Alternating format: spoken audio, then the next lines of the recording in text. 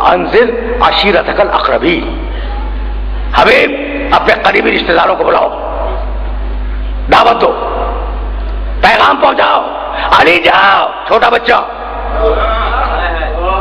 اس وقت کسی نے اس کی کمسنی پہ اعتراض نہیں کیا۔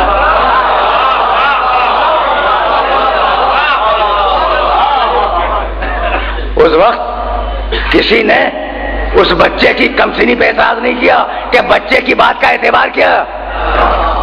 بھائی اعتبار تھا جب تو دعوت میں دوسرے دن آئے، تو دعوت میں سب کو اعتبار ہو جائے اور اس کے کلمے میں کسی کو بھی اعتبار نہ ہو۔ اب ذرا آرام سے سن لو، اس لیے کہ گفتگو تو میں واقعات بیان نہیں کیا کرتا، لیکن جب واقعے پہ گفتگو آ گئی تو میں کیا کروں؟ جاؤ علی دعوت دے کے آؤ۔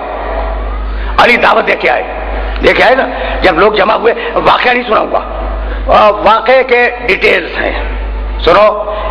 یہ واقعہ ایک طریقے سے تاریخ میں لکھا گیا، اس کا طریقہ اور ہے، دوسرے طریقے سے حدیث میں آیا، حدیث میں کسی اور طریقے سے آیا، اور تیسرا طریقہ بتلاؤں، عربی زبان کے جو بڑے لغت ہیں ان میں زال کے چیپٹر میں جا کر ذو العشیرہ دیکھو، وہاں تمہیں واقعہ ملے گا، وہ کسی اور طریقے سے۔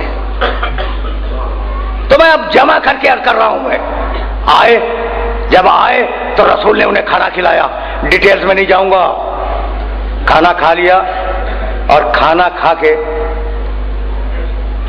فارغ ہی ہوئے تھے کہ قام محمد ان یتکلم، نبی کھڑے ہوئے ان سے بات کرنے کے لیے، فقام ابو لہب واعترضہ، فوراً ابو لہب کھڑا ہو گیا اور اس نے نبی کو بولنے نہیں دیا، اور جانتے ہو کیا کہنے لگا کہ یہ اتنے تھوڑے سے کھانے میں میرے اس بھتیجے نے سب کو کھلا دیا، یہ جادوگر ہے، اس کی بات نہ سنو، اگر سنو گے تو گمراہ ہو جاؤ گے، قوموا وانصرفوا، اٹھاؤ واپس چلو۔ سب پلٹ گئے۔ برا تو لگے گا تمہیں، پہلے دن تمہارے نبی کا مشن ناکامیاب ہے، مجھے معاف کر دینا، برا تو لگے گا، اور لگا بھی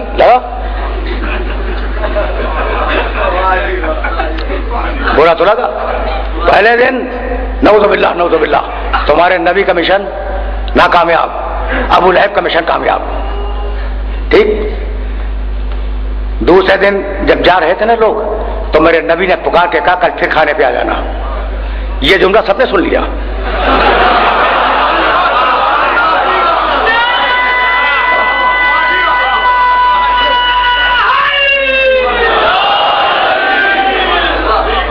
دوسرے دن پھر جمع ہو گئے اور پھر کھانے سے فراغت ہوئی، پھر رسول کھڑے ہوئے، پھر ابو لہب اٹھا اور اس نے پھر منع کیا کہ اس کی بات نہ سنو۔ جب پھر جا رہے تھے تو میرے نبی نے پکار کے کہا کل پھر آ جانا، یہ آخری نبوت ہے، اور تیور یہ ہے کہ اگر یہ قیامت تک نہیں سنیں گے تو قیامت تک دعوت دیتا رہوں گا۔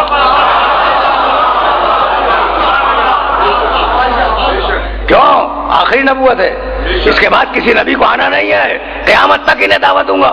دوسرے دن معذرت، پھر معذرت، تمہارے نبی کا مشن ناکامیاب، ابو لہب کامیاب، ٹھیک ہے نا۔ اچھا تیسرے، اب بعض لوگوں نے یہ واقعہ 3 دن کا لکھا ہے، بعض لوگوں نے یہ واقعہ 4 دن کا لکھا ہے، اب اختلاف اپنی جگہ پر۔ تیسرے دن پھر یہی کام ہوا، پھر لوگ چلے گئے، نبی نے پھر کہا کل پھر کہا جانا۔ اب یہ بتلاؤ کہ ابھی رسول بولے تو نہیں ہے، نہیں بولے نا، بعد میں بولیں گے، ابو لہب تو بولنے نہیں دے رہا ہے۔ تو جب ابو لہب بولنے نہیں دے رہا ہے اور ابھی رسول بولے نہیں ہیں، تو ابو لہب کیسے سمجھ گیا کہ کیا کہنے والے ہیں؟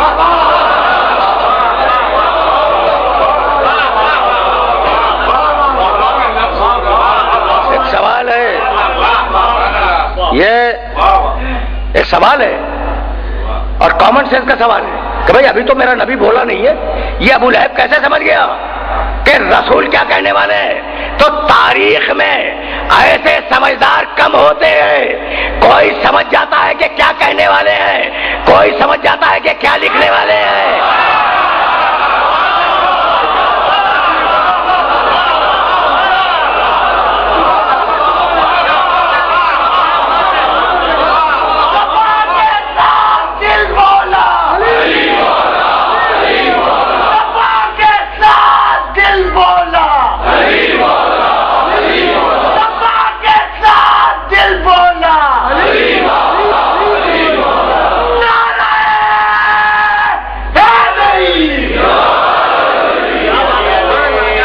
پہنچ رہا ہے نا میسج پہنچ رہا ہے؟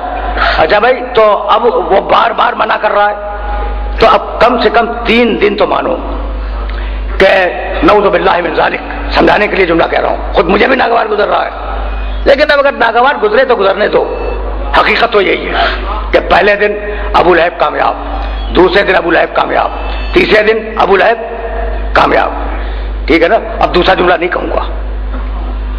یہ مجال عالمین کے سب سے بڑے رسول کے مقابلے میں وہ کامیاب ہو جائے، وہ گمراہ، یہ مجال نہیں۔ ابو لہب کی حیثیت کیا ہے؟ ابو لہب کے سینے میں بیٹھ کر ابلیس بول رہا تھا بسم اللہ الرحمن الرحیم قل اعوذ برب الناس ملک الناس الہ الناس من شر الوسواس الخناس الذی یوسوس فی صدور الناس۔ ابو لہب کے سینے میں ابلیس تھا۔ تو اب جملہ اور بھی خراب ہو گیا، پہلے دن ابلیس کامیاب، دوسرے دن ابلیس کامیاب، تیسرے دن ابلیس کامیاب، ٹھیک ہے نا؟ اور چوتھے دن کیا ہوا تھا کچھ یاد ہے؟ جیسے ہی ابو لہب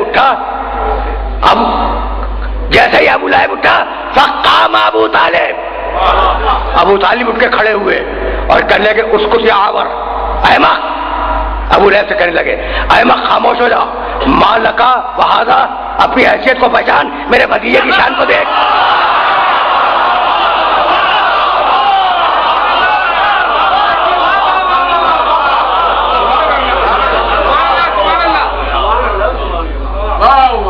بھئی عجیب مرحلہ فکر ہے نا، ڈاکومنٹیشن کر رہا ہوں، اپنی حیثیت کو پہچان، میرے بھتیجے کی مالکا وہذا، میرے بھتیجے کی شان کو دیکھ۔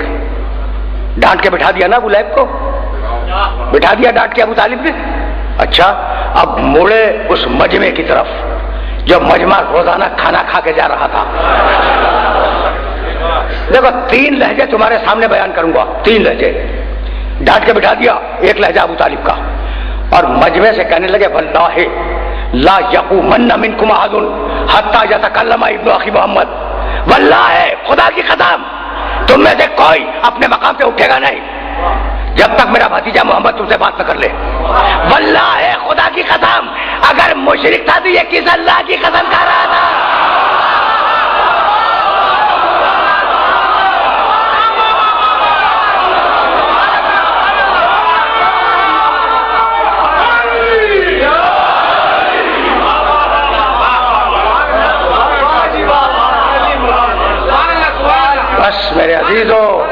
میرے عزیزوں میرے دوستوں، یہ میسج تو پہنچتا جا رہا ہے نا۔ ابو لہب کو ڈانٹ کے بٹھایا، مجمع کو ڈانٹ کے روکا، رک جاؤ کسی کو جانا نہیں ہوگا، اور اب مڑے میرے نبی کی طرف، کہنے لگے قم یا سیدی، اے میرے سید و سردار، اٹھ کے کھڑے ہو جائے، وتکلم بما تحب وترضى، اور جو آپ کے دل میں ہے، جو آپ کی مرضی ہے، وہ ان کے سامنے بیان کرے۔ وبلغ رسالت ربی، اور اپنے رب کے پیغام کو ان تک پہنچا دے۔ وانک الصادق المصدق، بھتیجے تم سچے ہو اور میں تمہارا پہلا تصدیق کرنے والا ہوں۔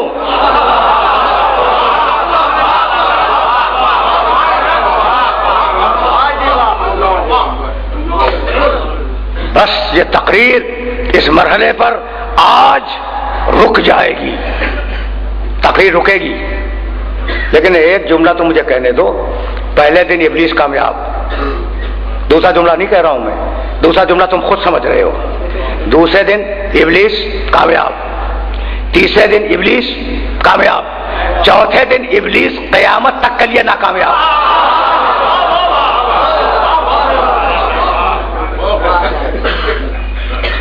بھئی ایسا ہی ہے نا، ایسا ہی ہے۔ آقا ملتفت مشید خبری ہے۔ بس بھائی میں اب دامن وقت میں گنجائش نہیں ہے، تو پھر اب مجھے جملہ کہنے کی اجازت دو، اور یہ جملہ خصوصیت کے ساتھ نوجوان دوستوں کو ہدیہ کر رہا ہوں، خصوصیت کے ساتھ۔ پہلے دن ابلیس کامیاب، دوسرے دن ابلیس کامیاب، تیسرے دن ابلیس کامیاب، چوتھے دن ابلیس قیامت تک کے لیے ناکامیاب، اور تمہارا نبی قیامت تک کے لیے کامیاب۔ تو ابلیس کو ناکامیاب کس نے بنایا؟